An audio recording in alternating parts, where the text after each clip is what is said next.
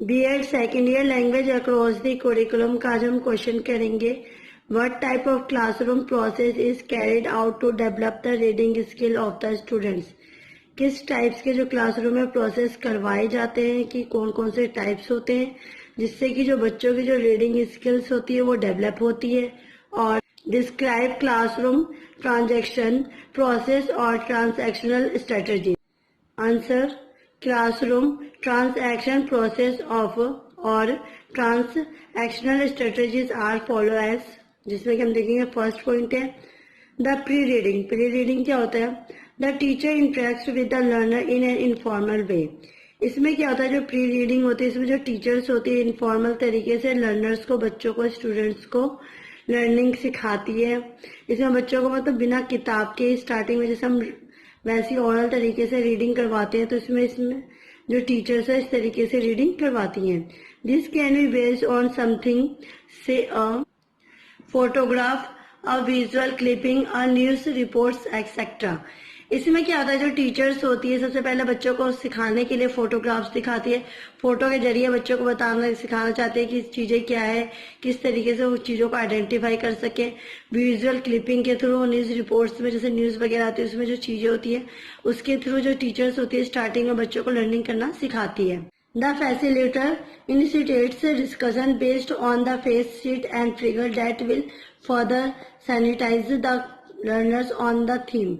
इसमें क्या होता है, जो फैसिलेटर्स होते हैं, जो टीचर्स होती है हमारे बच्चों को जो चीजें सिखाती हैं उन्हें प्री रीडिंग में, तो इससे पहले क्या होता है बच्चों से क्या होता है फेस टू फेस डिस्कशन करती है कि जिससे वो देखते हैं कि बच्चों को जो वो समझा रही है पिक्चर्स के द्वारा, फोटोग्राफ्स के द्वारा वो चीजें उन्हें समझ आ रही है नहीं आ रही।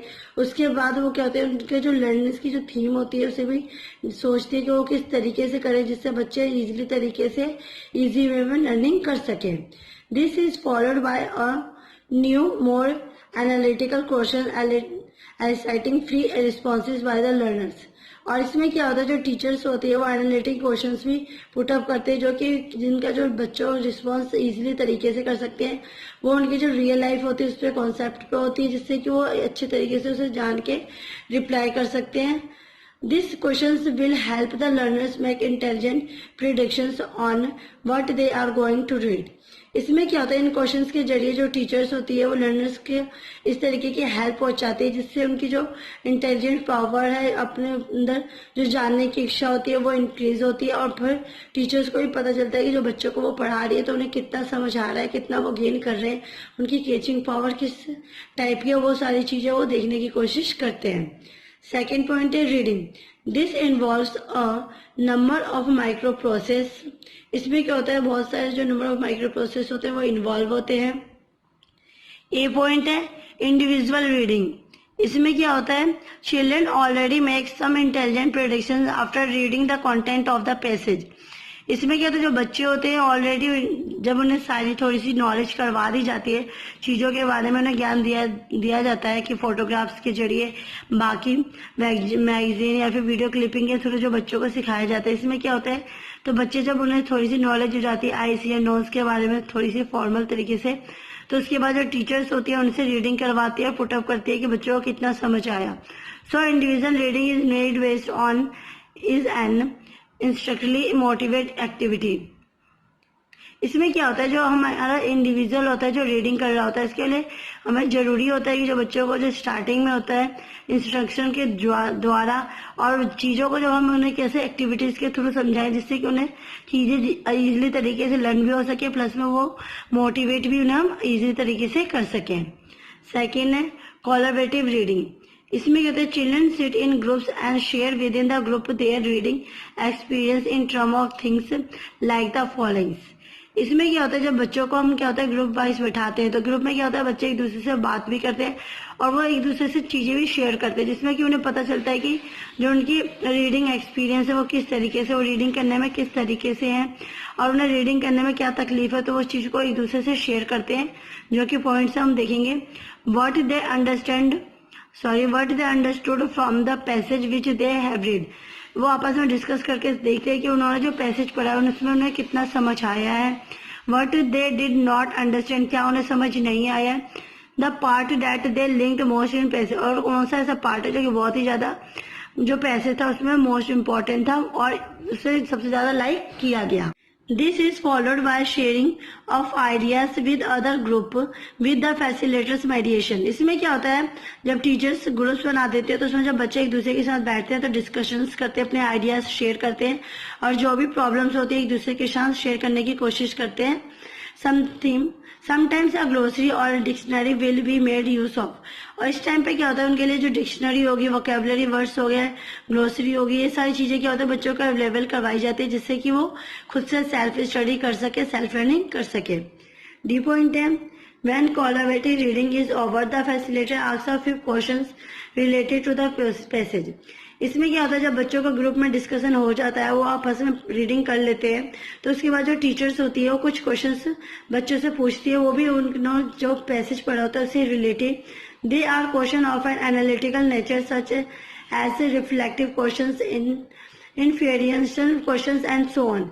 और ये जो क्वेश्चंस होते हैं वो एनालिटिकल नेचर पे होते हैं और कुछ ऐसे होते हैं जो कि क्वेश्चंस के ऊपर बेस होता है, जो रिफ्लेक्टिव क्वेश्चन हो गया, इन्फेरेंशियल क्वेश्चन हो गया। इस तरीके से जो टीचर्स होती है बच्चों से क्वेश्चंस पुट अप करती है।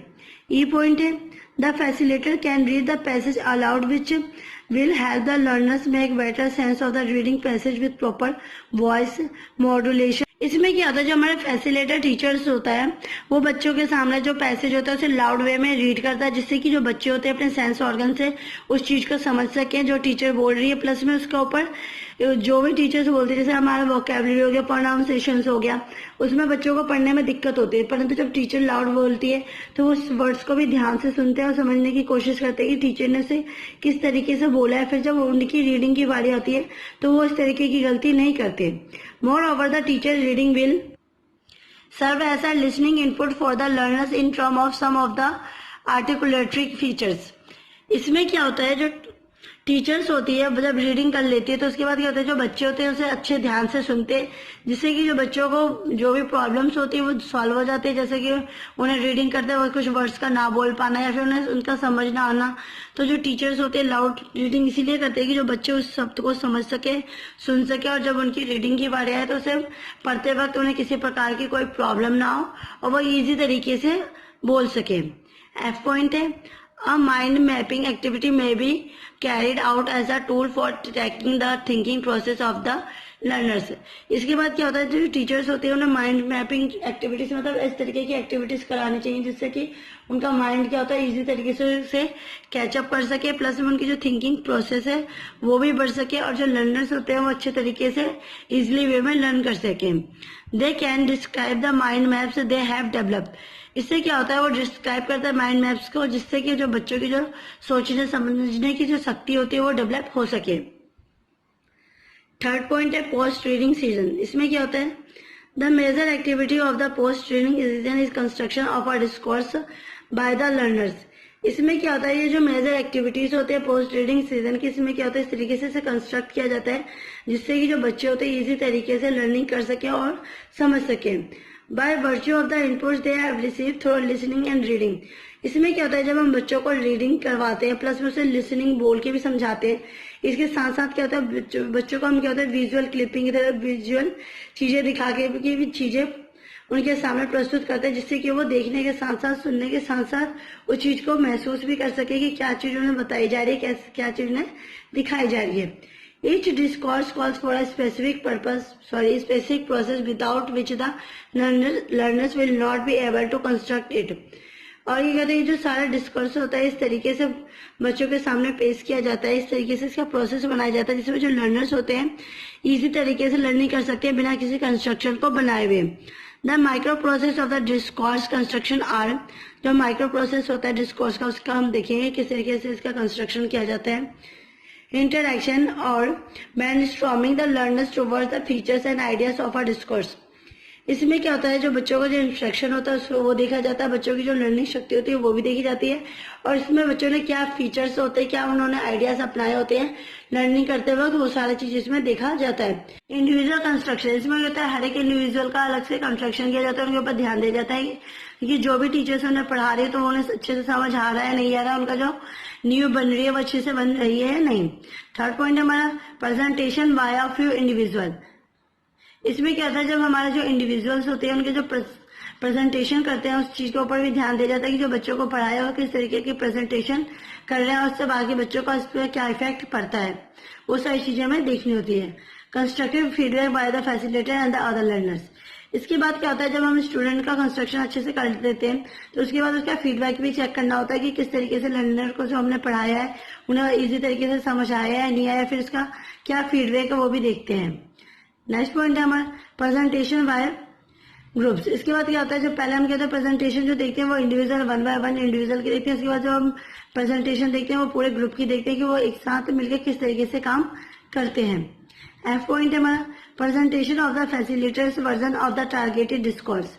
इसमें क्या होता है, जो प्रेजेंटेशन होता है फैसिलिटेटर का उसके ऊपर भी ध्यान दिया जाता है कि वो किस तरीके से अपनी काबिलियत दिखा रहे हैं, उनके ऊपर इन जो टीचिंग लर्निंग करवा रही है तो उसका उनके ऊपर क्या इफेक्ट होता है, उसे अच्छे से लर्न कर पा रहे हैं नहीं कर पा रहे हैं, वो कि बच्चों के सामने किस तरीके से उसे प्रेजेंट करते हैं। तो इस सब चीजों में जो फैसिलिटेटर है उसे पूरे तरीके से ध्यान देना चाहिए। प्लस में उसे एक टारगेट भी फिक्स करना चाहिए कि उन्हें इतने टाइम तक ये काम करना है। इससे क्या होता है, जो बच्चों के काम करने की शक्ति बढ़ेगी और वो टाइम सेविंग भी करेंगे और टाइम टू टाइम काम भी करेंगे।